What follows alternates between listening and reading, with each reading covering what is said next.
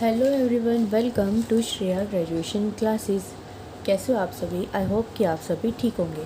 तो हमने स्टार्ट किया हुआ था सीक्वेंस एंड सीरीज़ का चैप्टर नंबर 4 इनफाइनाइट सीरीज़, जिसमें हम टेस्ट के बारे में पढ़ रहे हैं। इसमें बहुत सारे टेस्ट हैं इस चैप्टर में और इस चैप्टर से एक कंप्लीट यूनिट बन जाती है आपकी एग्ज़ाम में। तो एग्ज़ाम के पॉइंट ऑफ व्यू से काफ़ी इंपॉर्टेंट चैप्टर है और ईजी भी है। बिल्कुल छोटे छोटे आर्टिकल हैं, छोटे छोटे से टेस्ट हैं, उनके ही बेस पे सारे क्वेश्चन हैं। तो इस चैप्टर को ध्यान से कर लेना। मैंने जितने भी वीडियोस अब तक अपलोड किए हैं, अगर आपने वो नहीं देखे तो आप प्लेलिस्ट में जाके उन सबको देख सकते हो। तो लास्ट वीडियो में मैंने आपको जो कराया था वो था डीएलएम्बर्ट्स इशू test, Cauchy's test and then उसके बाद रेबीज़ टेस्ट और लॉग टेस्ट। तो देखो, आपका एक डाउट था, ये डाउट आपको होगा अगर आपने ध्यान से पढ़ा होगा तो, क्योंकि मैं बताना भूल गई थी इस क्वेश्चन में। ये जो फोर्थ एग्जांपल था, इसको करने का तरीका थोड़ा सा अलग था ना, मैंने आपको अच्छे से सब एक्सप्लेन कर दिया था, बट एक चीज़ एक्सप्लेन करनी रह गई थी, वो मैं आपको भी बता देती हूँ। देखिए, क्वेश्चन ये है कि जब यहाँ पे ये है 3 into limit n approaches to infinity 3/2 की पावर 2n-1, तो इस टर्म को सॉल्व करके तो इन्फिनिटी बना हुआ है और 2 इंटू दिस टर्म है तो इसको सॉल्व करके 0 बना हुआ है। तो ऐसा क्यों है कि लिमिट इस पे इन्फिनिटी अप्रोच करा रहे हैं तो इन्फिनिटी आ रहा है और इस पे करा रहे हैं तो 0 आ रहा है। तो देखो ऐसा किस लिए है, मैं आपको भी बताती हूँ। ये देखिए, हमारे पास क्या है, limit n approaches to infinity 3/2 और इसकी पावर क्या है 2n-1, यही है ना। और दूसरे में क्या है, दूसरे में है limit n approaches to infinity 2/3 की पावर 2n। दोनों में क्या करो, n को 1 पुट करो।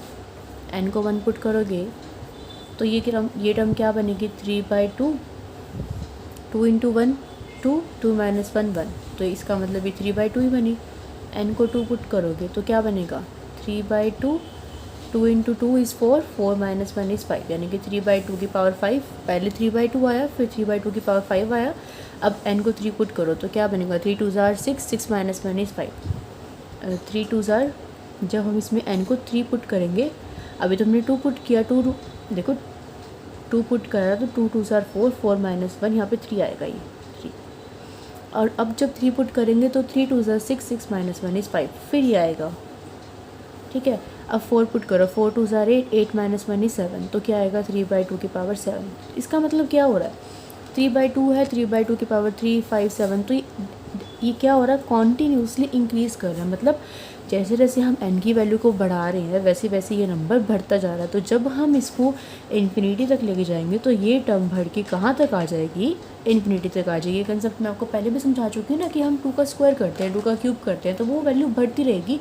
अगर वहाँ पे n अप्रोचेस टू इन्फिनिटी तो वो टर्म इन्फिनिटी बन जाएगी। बट अगर 1/2 है तो वो फ्रैक्शन में है, फ्रैक्शन बड़ा नंबर जितना होता है उसकी वैल्यू उतनी ही छोटी होती है। अगर हम 1/2 का स्क्वायर करेंगे, फिर 1/2 का क्यूब करेंगे तो वो छोटा होता रहेगा, तो वो वैल्यू 0 बनती रहेगी। तो इस वजह से ये टर्म तो हमारी क्या बन गई, इन्फिनिटी बन गई। क्लियर है? आई थिंक ये आपको समझ में आ गया होगा। अब यहाँ पे आ जाओ, यहाँ पे n की वैल्यू को चेंज करो। n की वैल्यू को 1 रखोगे तो क्या बनेगा 2/3 की पावर 2। n की वैल्यू को 2 रखोगे तो क्या बनेगा 2/3 की पावर 2 इंटू 2 इज़ 4, ये क्या बन गया 4/9, ये बन गया ना। और ये क्या बनेगा, 2 को 4 टाइम्स मल्टीप्लाई करो, 2 इंटू 2 इंटू 2 इंटू 2, और 3 को 4 टाइम्स मल्टीप्लाई करो, ऐसे बनेगा। तो इसका मतलब क्या हो रहा है कि ये वैल्यू बढ़ती रह रही है। ये देखो, ये 4 है, यहाँ पे तो 4 था, यहाँ 9 आएगा, 2 2 ज़ार 4, 2 ज़ार 8, 2 ज़ार 16, यहाँ पे क्या बनेगा 16 बनेगा ना। यहाँ पे 81 बन जाएगा। तो देखो कितना डिफरेंस आ रहा है, यहाँ तो 9 था, यहाँ 81 आ गया सीधा।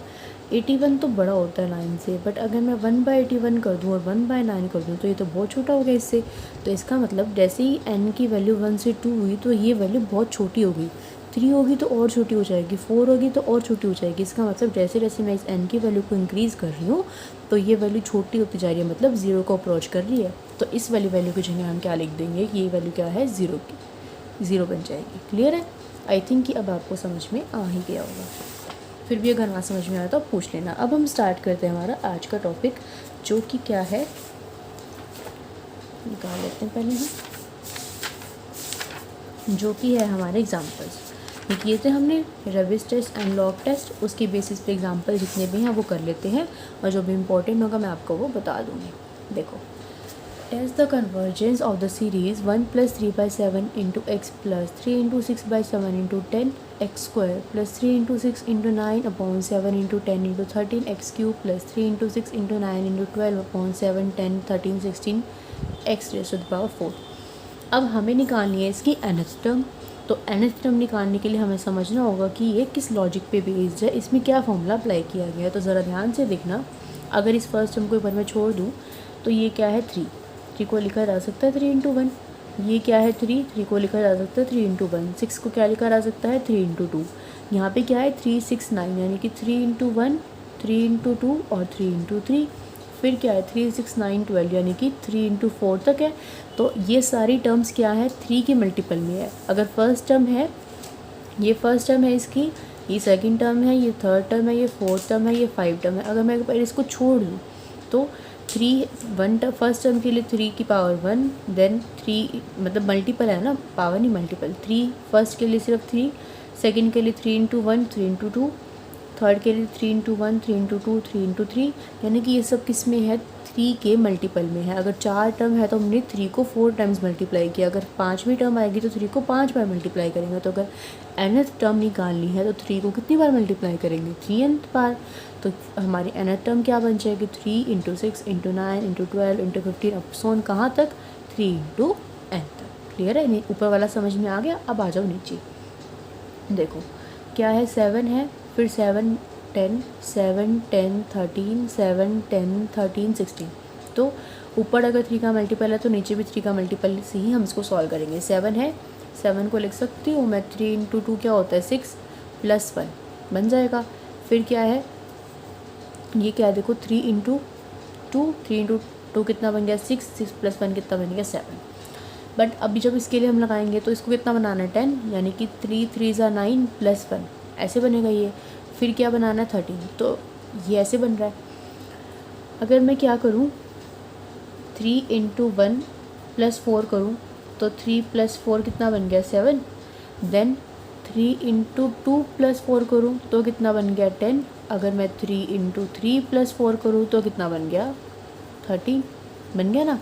तो 7 10 13 बन गया ये। क्लियर है। देखो इसमें क्या हो रहा था हमारे पास, ये वाला हम क्यों नहीं चूज़ कर रहे, क्योंकि इसमें हमें ये वाली वैल्यू चेंज करनी पड़ेगी और हमें ध्यान रखना पड़ेगा कि मैं 3 को 2 से मल्टीप्लाई करूँ या 3 से करूँ या 1 से करूँ। बट एक जनरल फॉर्मूला बनाना है ना हमें, तो वो जनरल फॉर्मूला क्या बनेगा कि हर बार आप क्या करो 3 को n से मल्टीप्लाई करो। अगर फर्स्ट टर्म है तो 1 से मल्टीप्लाई करो, 2 टर्म है तो 2 से, 3 है तो 3 से, 4 है तो 4 से, और उसके अंदर 4 ऐड कर दो। तो ये हमारा जनरल फॉर्मूला बन गया ना कि 3n प्लस 4 से हमारी नीचे वाली टर्म्स आ जाएंगी। अगर एक टर्म है तो यहाँ पे 1 पुट करो, 3 1 ज़ा 3 प्लस 4 तो 7 आ गया। 2 टर्म्स है तो 3 2 ज़ा 6 प्लस 4 10 आ गया, यानी कि 7 और 10। फिर 3 टर्म्स है तो 3 3 ज़ा 9 प्लस 4 13 आ गया। सो ये हमारा क्या बन गया जनरल फॉर्मूला बन गया। तो इसके डिनोमिनेटर में क्या आ जाएगा 7 10 13 16 अप ऑन 3n प्लस 4। अब यहाँ पे x की पावर पे आ जाओ। फर्स्ट टर्म है तो x की पावर 1, सेकंड है तो x स्क्वायर, थर्ड है तो x क्यूब, 4 है तो x 4, 5 होगा तो x 5 एंड nth टर्म होगी तो x की पावर n आ जाएगी। क्लियर है, आगे समझ।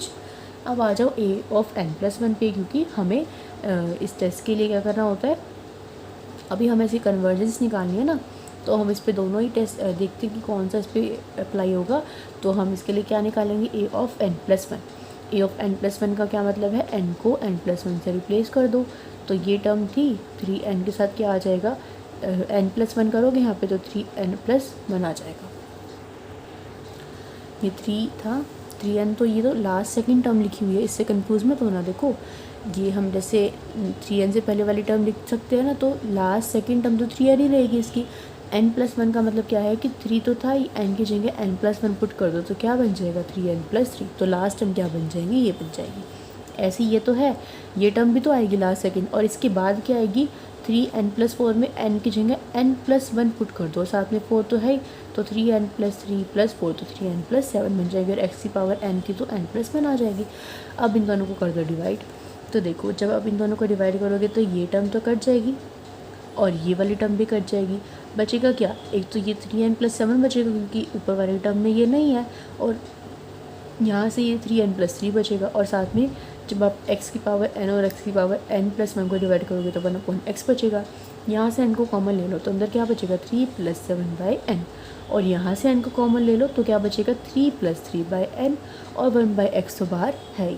अब n को इन्फिनिटी पे अप्रोच करवाओ तो 1/∞ is 0, 3 + 0 is 3, 3/∞ is 0, 3 + 0 is 3, 3/3 is 1, तो 1 × 1/x इज़ 1/x। क्लियर है? इतना समझ में आ गया। अब डीएलम्बर्ट्स रेशियो टेस्ट के अकॉर्डिंग, अब देखो हमने यहाँ पे डीएलम्बर्ट्स रेशियो टेस्ट का यूज़ क्यों किया, आपके माइंड में क्वेश्चन आ रहा होगा कि एक्सरसाइज तो रेबीज टेस्ट और लॉग टेस्ट की थी, तो हमने इसको यूज़ क्यों किया। तो मैंने आपको एक रिमार्क पढ़वाया था, अगर आपको ध्यान हो तो लास्ट वीडियो में हमने इसको पढ़ा था। तो आपको ध्यान रखना है कि रेबीज टेस्ट आपने जब यूज़ करना है जब आपका डीएलम्बर्ट्स रेशियो टेस्ट और 1 पे ये टेस्ट फेल हो जाएगा। ठीक है, अब देखिए 1 पे फेल हो जाएगा तो रेशियो टेस्ट हम इस पर अप्लाई नहीं कर सकते ना। अब हम इस पर जनरल मेथड अप्लाई करके देखते हैं। हमने निकाला अब हम इस पर क्या अप्लाई करेंगे, देखिए an/an+1 निकालेंगे। an क्या था, an+ ये था ना, an/an+1। इसमें से दोनों साइड हमने 1 को सब्ट्रैक्ट कर दिया, दोनों साइड 1 को सब्ट्रैक्ट किया तो ये आ गया। अब ये रेबीज टेस्ट की जो हमारी, देखो रेबीज टेस्ट क्या था, ये था ना limit n approaches to infinity n × an/an+1 -1। हमने क्या देखा था कि हमें रेबीज टेस्ट कब लगाना है, जब डीएलम्बर्ट्स रेशियो टेस्ट फेल हो जाए। तो अभी फेल हो गया तो हम इस पर अप्लाई करके देखते हैं। तो देखो अब उसकी स्टेटमेंट को सेम बनाने के लिए सबसे पहले आपने दोनों साइड 1 को माइनस किया, फिर दोनों साइड n से मल्टीप्लाई किए। तो इधर तो n से यहाँ से मल्टीप्लाई कर दी और यहाँ पे जब आपने मल्टीप्लाई करी तो ये आया।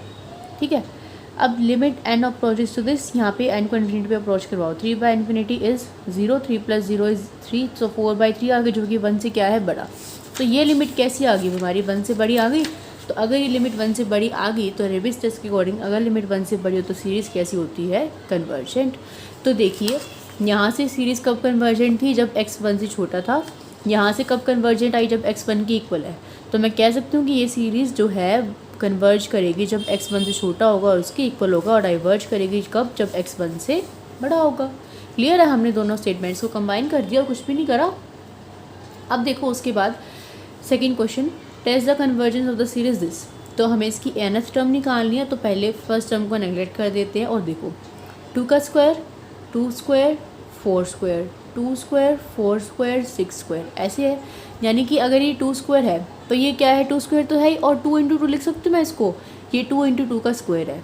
2 स्क्वायर 2 × 2 स्क्वायर 2 × 3 स्क्वायर, यानी कि फर्स्ट टर्म है तो सिर्फ 2 का स्क्वायर हो रहा है, सेकेंड टर्म है तो 2 के साथ 3 है और फिर उसका स्क्वायर हो रहा है। अगर थर्ड टर्म है तो 2 है और फिर 3 है, ऐसे है। सॉरी, सेकेंड टर्म में 2 है।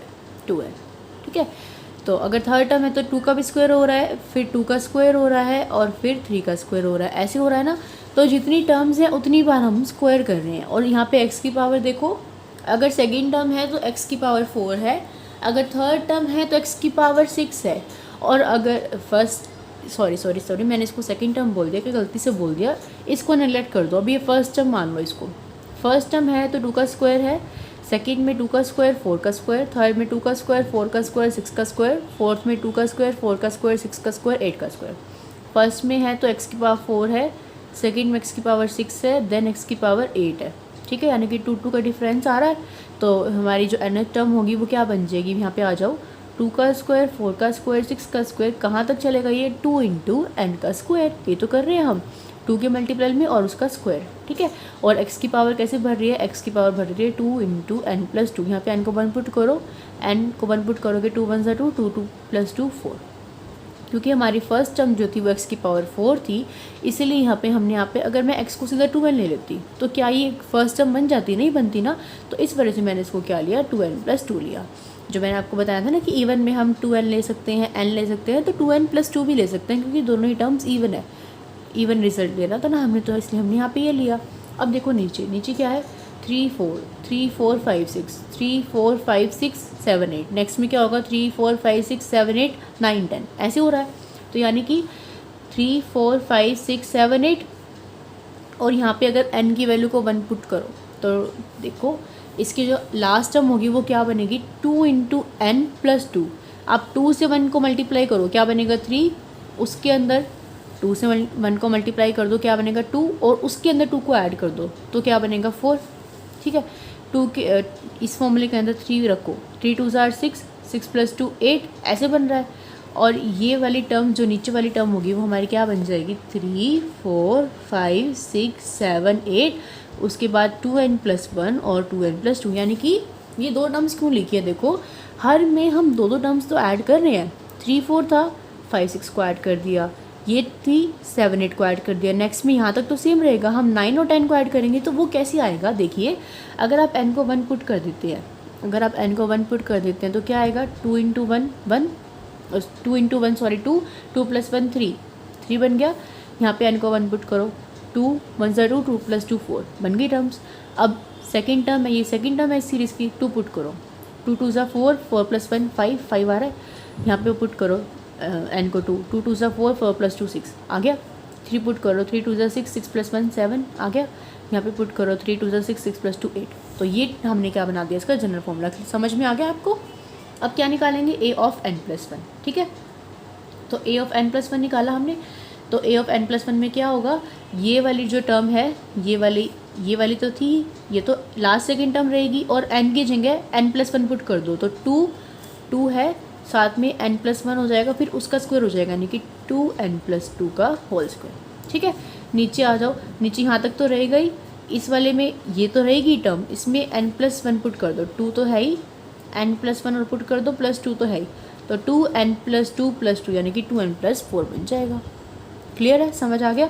यहाँ पे पुट करो 2n+1 था, n की जगह n+1 पुट करो, फिर +1 करो, तो 2n+2 + 1 यानी कि 2n+3, तो ये दोनों टर्म्स आ गई n+1 का यूज़ करके। और यहाँ पे करोगे तो n+1 आ जाएगा, 2n+2 बन जाएगा, 2n+2 + 2 2n+4 आ जाएगा। क्लियर है। अब कर दो इन दोनों को डिवाइड, तो डिवाइड करोगे तो ये वाली टर्म से ये वाली टर्म सारी कैंसिल हो जाएंगी, सिर्फ ये बचेगी। नीचे देखो, नीचे ये दोनों टर्म्स बचेंगी, है ना, और an/n+1 है तो ये चीज़ ऊपर आ जाएगी और ये वाली टर्म नीचे आ जाएगी। इनको पावर को डिवाइड करोगे तो यहाँ पे 4 पावर, यहाँ पे 2 पावर है, 1/x² बच जाएगा। क्लियर है। अब क्या करा, इन दोनों के अंदर मल्टीप्लाई कर दी, मल्टीप्लाई करके खोल दोगे, यहाँ पे a + b का होल स्क्वायर लगा दोगे, ये टर्म्स आ जाएंगी। यहाँ से क्या करो, n को कॉमन ले लो, यहाँ से n² को कॉमन ले लो, क्योंकि नीचे n² है ना, दोनों में से n² को कॉमन ले लो, तो यहाँ पे क्या बचेगा 4, यहाँ पे क्या बचेगा 14/n, यहाँ पे क्या बचेगा 12/n², यहाँ पे 4, यहाँ पे 8/n, यहाँ पे 4/n², n² से n² कट जाएगा, ये टर्म एज इट इज़ रहेगी। n को इन्फिनिटी पे अप्रोच करवाओ, 1/∞0 1/∞0 1/∞0 1/∞0 4/4 is 1, 1 × 1/x² is 1/x²। Clear है, इतनी बात समझ में आ गई।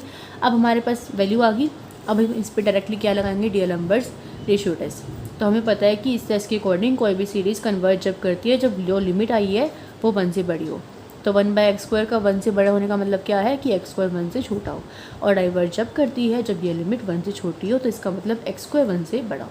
और फेल कब हो जाता है, जब x 1 के इक्वल हो, तो फेल हो जाएगा, तो हम क्या लगाएंगे इस पर, रेबिस टेस्ट लगाएंगे।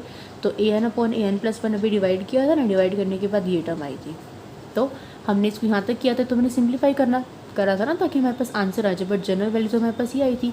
अब रेबिस टेस्ट के अकॉर्डिंग हमें क्या बनाना होता है, n × an/an+1 -1, तो पहले दोनों साइड -1 कर दो, यहाँ -1 कर दिया, यहाँ -1 कर दिया, इस 1 का एलसीएम लोगे तो ये टर्म नीचे एलसीएम में आ जाएगी, ये वाली टर्म ऊपर रहेगी, और साथ में माइनस में ये वाली टर्म आ जाएगी। सिंपली एलसीएम ले दिया इसका, देखो एलसीएम ले दोगे ना, तो ये 4n² से ये कट जाएगा, 14 में से 8 गए 6, 12 में से 4 गए 8, नीचे ये टर्म आ गई। अब दोनों साइड एलसीएम, दोनों साइड 1 सब्ट्रैक्ट कर दिया, अब दोनों साइड n से मल्टीप्लाई कर दो। तो देखो पहले यहाँ पे n को कॉमन लिया करें, n को कॉमन लोगे, अंदर क्या बचेगा 6 + 8/n, और यहाँ से n को कॉमन लोगे तो क्या बचेगा 4 + 8/n + 4/n², नहीं इसमें से तो n को कॉमन लो, ऊपर वाली टर्म में से तो बचा 6 + 8/n, और नीचे से n² को कॉमन लो, तो क्या बचेगा 4 + 8/n + 4/n²। अब क्वेश्चन के लिए अब इससे काट दो, तो 1/n बचेगा। अब मैंने क्या कहा, दोनों साइड n से मल्टीप्लाई करना, तो इधर तो n से मल्टीप्लाई करे तो एज इट इज आ गया, इधर n से मल्टीप्लाई करोगे तो ये कट जाएगा, तो सिर्फ ये टर्म्स बचेगी। क्लियर है।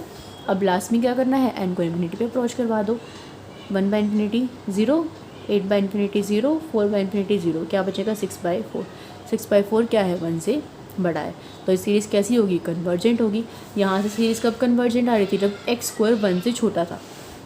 तो देखो यहाँ पे कब आई है कन्वर्जेंट, जब x 1 की इक्वल है तो सीरीज़ कन्वर्जेंट आई है। यहाँ से जब x² छोटा है 1 से, तो मैं कह सकती हूँ जब x² इक्वल है या फिर 1 से छोटा है तो सीरीज़ कन्वर्ज कर रही है और जब बड़ा है तो डाइवर्ज कर रही है। देखो हम क्या केस लेके चले थे कि जब एक्स स्क्वायर क्या हो जाए 1 हो जाए।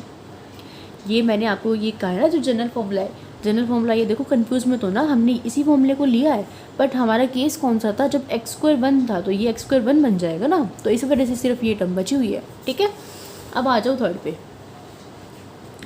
1 बाई log 2 की पावर p, 1 बाई log 3 की पावर p, 1 बाई log 4 की power p and 1 by log n की पावर p। इसमें हमें देखने से पता चल रहा है कि इसकी n टर्म क्या है, ये वाली है। तो a ऑफ n+1 निकाल दो, सिंपली n को n+1 से रिप्लेस कर दो, दोनों को डिवाइड कर दो, इन दोनों को डिवाइड करोगे तो ये टर्म आएगी। यहाँ से n को कॉमन ले लो तो 1 + 1 बाई n बन जाएगा। अभी क्या बन गया, log m इंटू n, तो लोग क्या बन जाएगा formula, log m plus log n। Clear है, log m इंटू एन का फॉर्मूला लगा दिया, log m plus log n ये फॉर्मूला लगा दिया, और नीचे क्या थी, ये वाली टर्म थी। अब क्या करा, log 1 प्लस x की एक्सपेंशन लगा दी, तो 1 by n minus 1 by 2 n square plus 1 by 3 n cube minus x1, ऐसे चलता रहेगा। ठीक है, अब इस पर लगाते अपने बायनोमियल थ्योरम। देखो नीचे वाली ये जो टर्म थी ना, इस पर इसकी पावर p है ना, तो इस पर अपने बायनोमियल थ्योरम लगा दी। 1 प्लस 1 बाई, देखो 1 plus 1 by L log n minus 1 by 2 square L log n. अभी इस पर बायनोमियल थ्योरम अभी नहीं लगाइए, नेक्स्ट स्टेप में लगाइए। देखिए अभी तो इसको हमने सिर्फ और सिर्फ डिवाइड करके लिख दिया, लॉग एन से लॉग एन कट जाएगा, क्या बचेगा 1, second plus 1 by n log n minus 1 by 2n square log n plus 1 by 3n cube log n और पूरे की पावर पे, ये आएगा ना। अब इसको, अब ये क्या बन रहा है, देखो ध्यान से देखो ज़रा, 1 plus 1 by n log n minus 1 by 2n square n log n plus 1 by 3n cube log n और उसकी पावर p है। ध्यान से देखिए ज़रा, तो ये किसका बायनोमियल फॉर्मूला बन रहा है। हमें पता है कि जब हम बायनोमियल थ्योरम को एक्सपेंड करते हैं तो ये जो पावर होती है ना वो आगे आ जाती है। तो 1 क्योंकि प्लस है तो प्लस एक माइनस एक प्लस एक माइनस, तो हमारे पास जो बायनोमियल होगी वो प्लस में बनेगी और ये p पावर होगी वो आगे आ जाएगी। अब इसमें 1 बाई लॉग एन इसमें भी है, 1 by log n 1 by log n, तो इसका काम कौन, sorry 1 by n log n, तो हमारा ये किसका जनरल फॉर्मूला बन गया, 1 plus p by n log n का फॉर्मूला बन गया। ये क्लियर है। तो देखिए अभी चल क्या रहा था, A N upon A N plus 1 चल रहा था ना, दोनों साइड 1 को सब्ट्रैक्ट कर दो। अब इसके अंदर क्या था, लॉग था ना लॉग, तो इस पर हमने क्या नहीं लगाया, वो डीएल नंबर रेशियो टेस्ट हमने इस पर अप्लाई नहीं किया क्योंकि इस टर्म के अंदर लॉग था। A N upon A N plus 1 था, -1 कर दिया आपने, यहाँ पे क्या बची, ये टर्म बची, इस 1 को यहाँ लिया है, दोनों साइड n से मल्टीप्लाई कर दोगे तो इस n से जो मल्टीप्लाई करोगे वो वाला n कैंसिल हो जाएगा, सिर्फ ये बचेगा, n को इन्फिनिटी पे अप्रोच करवाओगे तो ये टर्म क्या बन जाएगी, 1 बाई इन्फिनिटी 0, 0 क्या है 1 से छोटा, तो सीरीज़ कैसी हो जाएगी, डाइवर्जेंट। क्लियर है, समझ में आ गया या नहीं आया, कुछ भी ना समझ में आया तो पूछ लेना। अब है इसका 4th और 5th एग्जाम्पल जो कि बहुत इंपॉर्टेंट है, इंपॉर्टेंट में आता है ये, ठीक है, ये वाला भी और 5th वाला भी, इनको ज़रा ध्यान से करना, एग्ज़ाम में चांसेस होते हैं इन क्वेश्चंस के आने के। देखो टेस्ट करनी है कन्वर्जेंस, सबसे पहले तो हमें nth टर्म का पता होना चाहिए, तो फर्स्ट टर्म को कर दो नेगलेक्ट। देखो क्या है, x/2 प्लस x स्क्वायर है, देन x क्यूब है, देन x4 है। तो हमें एक बात तो क्लियर है कि फर्स्ट टर्म है तो x है, सेकेंड में x स्क्वायर है, थर्ड में x क्यूब है, फोर्थ में x4 है, तो nth टर्म में x की पावर n होगा। अब यहाँ आ जाओ, 1 को मैं लिख सकती हूँ ना 1 का फैक्टोरियल, कुछ नहीं है तो मान लो कि 1 का फैक्टोरियल है, तो फर्स्ट टर्म है तो 1 का फैक्टोरियल, सेकंड में 2 का फैक्टोरियल, थर्ड में 3 का फैक्टोरियल, फोर्थ में 4 का फैक्टोरियल, तो nth टर्म में किसका फैक्टोरियल होगा, n का फैक्टोरियल। यहाँ पे आ जाओ, फर्स्ट टर्म है तो क्या है, 2 है ना, सेकंड में क्या है, 3 का स्क्वायर है, थर्ड में क्या है, 4 का क्यूब है, फोर्थ में क्या है, 5 की पावर 4 है। तो ज़रा ध्यान से देखो, 2 3 4 5, आगे क्या होगा, 6 7 8 9, ऐसे चलता रहेगा। ठीक है, फर्स्ट टर्म है तो 2 है, सेकंड टर्म है तो 3 है, थर्ड टर्म है तो 4 है, फिफ्थ टर्म है, first second third sorry fourth term है तो 4 है। यानी कि क्या हो रहा है, जो टर्म है उससे एक नंबर तो यहाँ पे फालतू है, मतलब एक नंबर ज़्यादा है ना, फर्स्ट टर्म है तो यहाँ पे सेकंड 2 है, सेकंड टर्म है तो यहाँ पे 3 है, इसको भूल जाओ, इसको भूल जाओ। और पावर देखो ज़रा, फर्स्ट टर्म है तो पावर 1 ही है, सेकंड टर्म है तो पावर 2 ही है, ये थर्ड टर्म है सीरीज़ की तो पावर 3 ही है, फोर्थ टर्म है तो पावर 4 ही है ना। तो इसका मतलब nth टर्म होगी उसकी पावर तो क्या रहने वाली है, n, इतना तो हमें समझ में आ गया। और जो टर्म है उसके अंदर एक ऐड करके नीचे आ रहा है। फर्स्ट टर्म है तो उसके अंदर एक ऐड कर दो, सेकंड है तो उसके अंदर एक ऐड कर दो, थर्ड है तो उसके अंदर एक ऐड कर दो। तो मैं कह सकती हूँ कि nth टर्म क्या होगी, n+1 की पावर n, यानी कि जो टर्म है उसके ऊपर जो टर्म चल रही है आपकी उसके अंदर एक नंबर ऐड करो और पावर क्या लगा दो जोन से आपकी टर्म है, nth टर्म है तो n पावर। क्लियर है, समझ में आ गया। इन क्वेश्चंस में इस चैप्टर में मेनली आपको ये nth टर्म ही बनानी आनी चाहिए। अगर आपको ये बनानी आ गई तो इसके बाद तो बहुत ही आसान हो जाता है। आपने an निकाले तो आप an+1 निकाल सकते हो, दोनों को आप डिवाइड कर सकते हो, n को आप इन्फिनिटी पे अप्रोच करवा सकते हो। आप ये देख सकते हो कि फिर ये 1 से बड़ा है तो क्या होगा, 1 से छोटा है तो क्या होगा। और सिर्फ आपको एक चीज़ के लिए सॉल्व करना होता है कि अगर 1 पे है तो हमें सॉल्व करके दिखाना होता है। तो बस यही एक इम्पॉर्टेंट चीज़ है इन क्वेश्चन में। अगर आप यहीं पर अटक गए या फिर आपने यही स्टेप गलत कर दिया तो फिर आप आगे वाले क्वेश्चन आगे अटैम्प्ट नहीं कर पाओगे इसको। तो इस चीज़ की प्रैक्टिस अच्छे से करना। क्लियर है। अब इसकी a ऑफ n+1 निकाल लें। n को किससे रिप्लेस कर देते हैं, n+1 से। यहाँ पे भी n को किससे रिप्लेस कर दो, n+1 से, तो n+2 बन जाएगा, n की जगह n+1 बन जाएगा, n की जगह n+1 बन जाएगा। दोनों को कर दो डिवाइड, तो इससे तो ये n फैक्टोरियल x की पावर है दिस, और इसको डिवाइड में करोगे तो ऊपर आके मल्टीप्लिकेशन में हो गया।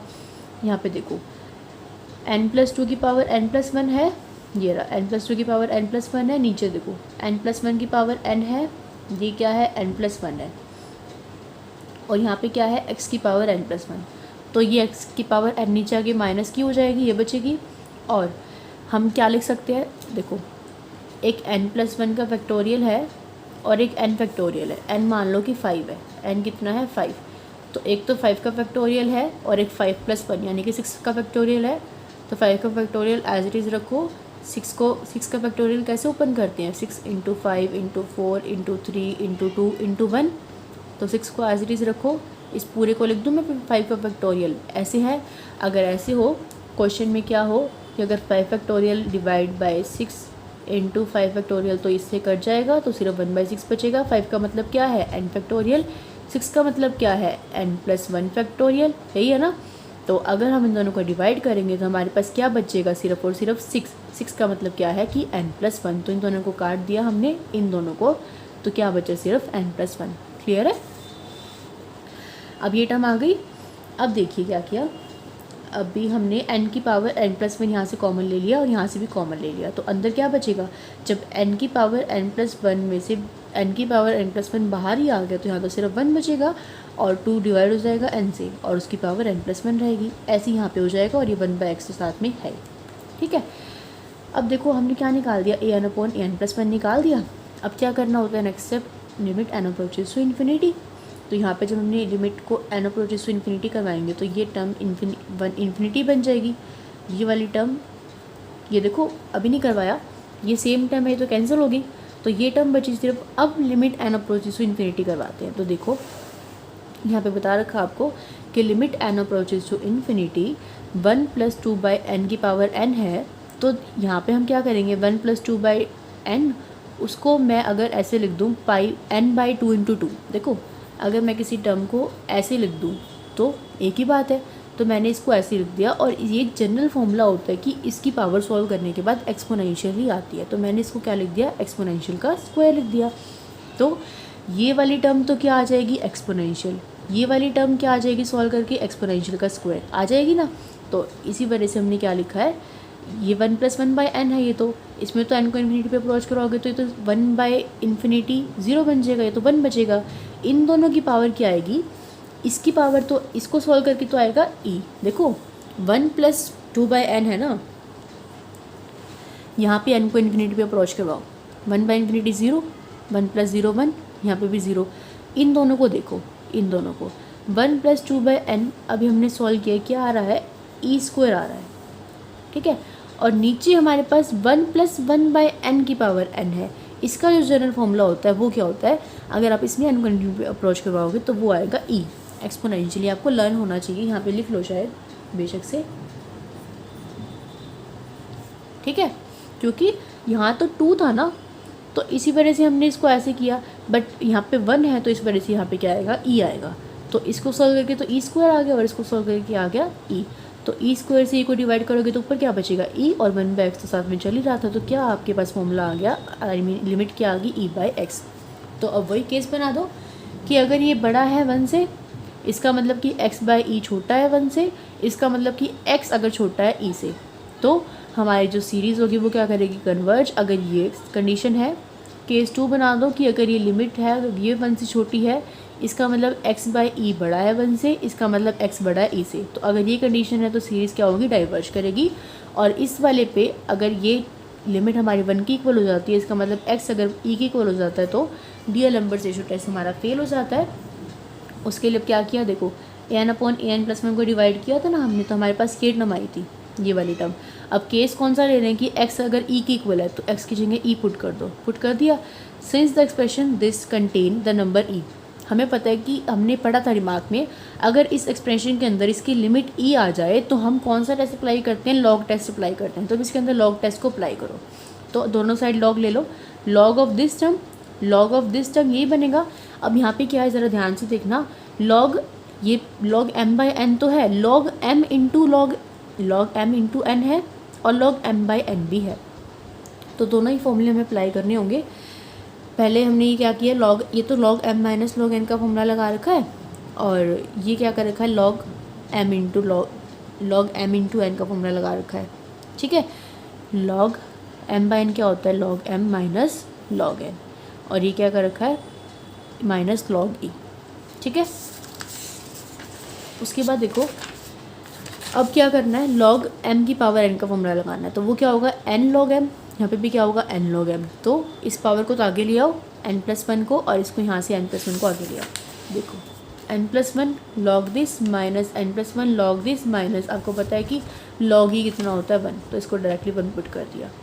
n+1 कॉमन था, बाहर ले दिया, log ऑफ 1+x की एक्सपेंशन लगा दी, यहाँ पे माइनस एज इट रखा, log ऑफ 1+x की एक्सपेंशन लगा दी, और ये -1 बाहर ही था, n+1 बाहर कॉमन ही है। इन दोनों टर्म्स को देखो, 2/n माइनस 1/n, तो 1/n बचेगा, 4/8n² माइनस 1/2n², तो ये टर्म बचेगी। बाद वाले हमने नेगलेक्ट कर दिया, बाहर -1 तो था ही। अब इसको क्या करो, अंदर मल्टीप्लाई कर दो, तो n/n करोगे तो 1 बचेगा, n को इससे मल्टीप्लाई करोगे तो क्या बचेगा, 3/2n। अब 1 को अंदर मल्टीप्लाई कर दो तो क्या बचेगा, 1/n, इसके साथ मल्टीप्लाई कर दो तो -3/2n², और बाहर -1 तो है ही, ठीक है। अब ये भी 2n है और ये n, इनको एलसीएम लेके सॉल्व करोगे तो ये आएगा, ये टर्म आएगी, और 1 - 1 कैंसिल हो जाएगा, तो सिर्फ आपके पास ये बचेगा। अभी हमने क्या निकाला है, log ऑफ an/an+1 ये निकाला है। अब दोनों साइड n से मल्टीप्लाई कर दो, तो यहाँ तो n आ जाएगा, यहाँ n से मल्टीप्लाई करोगे, इस n से ये वाला n कैंसिल हो जाएगा, यहाँ से करोगे तो n² से n कैंसिल हो जाएगा, तो सिर्फ ये बचेगा। अब दोनों तरफ n अप्रोचेस टू इन्फिनिटी कर दो, तो ये टर्म तो ये बन जाएगी। इस पर जब इन्फिनिटी पे अप्रोच करवाओगे तो ये यहाँ पे n है, मतलब इन्फिनिटी है, 1/∞ 0 बन जाएगा, तो सिर्फ क्या बचेगा, -1/2, जो कि 1 से क्या होता है, छोटा। और बाय लॉग टेस्ट अगर आपकी लिमिट 1 से छोटी आ जाती है तो वो सीरीज़ डाइवर्जेंट होती है। क्लियर है। अभी तो देखो हमने यहाँ से क्या निकाला था कि कन्वर्ज करिए जब x e से छोटा है, डाइवर्ज करिए जब x e से बड़ा है। ये केस कौन सा था, जब x e के इक्वल है। इस पर भी क्या आ गई, डाइवर्जेंट आ गई। तो हम कह सकते हैं कि x जब e से बड़ा है या e के इक्वल है तो डाइवर्जेंट है, और वैसे कन्वर्जेंट है। क्लियर है। आई थिंक कि आपको समझ में आ ही रहा होगा जो मैं समझा रही हूँ, बट फिर भी अगर आपको कोई भी डाउट है तो आप मुझसे पूछ सकते हो। आपका जो डाउट होता है अगर कमेंट में बताने वाला होता है, अगर मुझे ऐसा लगता है कि आपको मैं मैसेज मतलब लिख के समझा सकती हूँ तो मैं समझा देती हूँ। अगर मुझे खुद को ही ऐसा फील होता है कि नहीं ये आपको ऐसा नहीं समझ में आएगा, तो मैं वीडियो के स्टार्टिंग में आपका वो जो डाउट है वो ज़रूर बता देती हूँ। जैसे कि इसी वीडियो में हमने जो मैंने आपको एग्जांपल नंबर 4 बताया, वो किसी का डाउट था तो मैंने उसको वीडियो में बता दिया। सो अगर आपको कोई डाउट हो तो आप मुझसे पूछ सकते हो। अब देखो एग्जांपल नंबर 5 जो कि इस एक्सरसाइज का लास्ट एग्जांपल है। आप इसको खुद भी कर सकते हो, मैं आपको अभी भी एक थोड़ा सा ओवरव्यू दे देती हूँ। देखिए फर्स्ट हमको यहाँ पे देखो x की पावर 1 है, यहाँ पे x की पावर 2 है, यहाँ पे x की पावर 3 है, यहाँ पे x की पावर 4 है। यानी कि जो टर्म है उतनी ही x की पावर है। इतनी तो बात हमें क्लियर है। अगर मैं इसको 1 का स्क्वायर भी लिख दूँ तो कोई फ़र्क नहीं पड़ेगा ना। 1 का स्क्वायर, 2 का स्क्वायर, 3 का क्यूब, 4 का 4, 4 की पावर 4, 5 की पावर 5। यानी कि जौन सी टर्म है वो ही तो नंबर लेना है और उतनी ही पावर लेनी है। है ना। तो जनरल फॉर्मूला क्या बन जाएगा nth टर्म का, nth टर्म है तो n नंबर और उसकी पावर भी क्या बन जाएगी n, x का भी हमें समझ में आ गया कि x की पावर n बन जाएगी। नीचे देखो अब इसको मैं लिख सकती हूँ 1 का factorial, 1 factorial 2 factorial 3 factorial 4 factorial, तो nth टर्म में n फैक्टोरियल, तो an टर्म बना दी, a ऑफ n+1 निकाल दिया, दोनों को डिवाइड कर दिया, यहाँ से सिंपली डिवाइड कर रखा है, यहाँ से कॉमन ले दिया, ये वैल्यू आ गई। अब ये वाली वैल्यू आ गई ना, तो देखो हमारे पास, हमें पता है कि इसकी वैल्यू क्या होती है, ई होती है एक्सपोनेंशियल, मैंने अभी आपको बताया था। ये टर्म आ गई।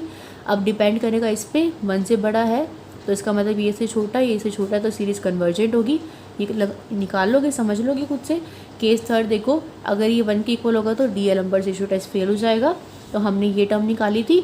अब इसके अंदर क्या है, ई है, तो हम कौन सा टेस्ट लगाएंगे, लॉग टेस्ट। उसके लिए दोनों साइड लॉग लेंगे, log m/n का फॉर्मूला लगा दिया, log m - log n, फिर log m की पावर n का फॉर्मूला लगा दिया, फिर इसकी एक्सपेंशन खोल दी, फिर जो टर्म कट रही थी काट दी, फिर दोनों साइड n से मल्टीप्लाई कर दिया, फिर n को इन्फिनिटी पे अप्रोच करवा दिया, तो वो क्या आ गया 1/2, जो कि 1 से क्या है, छोटा। तो यहाँ से हम कह सकते हैं कि ये जो सीरीज़ है हमारी कन्वर्ज कर रही है और डाइवर्ज कर रही है। ये देखो यहाँ पे से आप ऐसे कह सकते हो कि कन्वर्ज कर रही है जब x छोटा है इससे, और डाइवर्ज कर रही है जब x इससे बड़ा है। क्लियर है। तो ये था आपका 4.3 का कंसेप्ट और एग्जांपल्स। मैंने आपको पहले भी बताया कि इस चैप्टर से एक कंप्लीट यूनिट बनती है, तो मैं कोशिश करूँगी कि मैं आपको एक बार इसके एग्जांपल्स कंप्लीट हो जाएं साथ, उसके बाद इसकी हर एक एक्सरसाइज का मैं आपको ओवरव्यू दे दूँगी कि इस क्वेश्चन में आपको इस तरह करना है और इस क्वेश्चन में आपको इस तरह से करना है।